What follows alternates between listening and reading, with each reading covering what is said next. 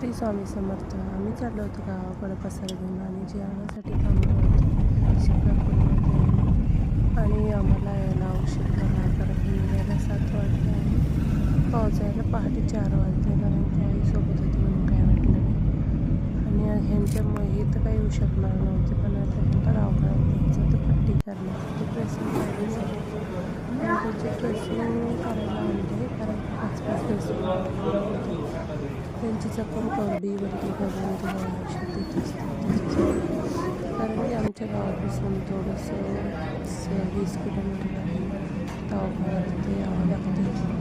कारण की त्यांचं जेव्हा झालं असं तेव्हा त्यांना दवाखान्यात तिथेच आणलं होतं, म्हणून तिथे ट्रीटमेंट चालू आहे जामखेडला. आणि त्याच्यानंतर दुसऱ्या दिवशी मंदिरामध्ये दर्शन घेतलं देवीचं, छान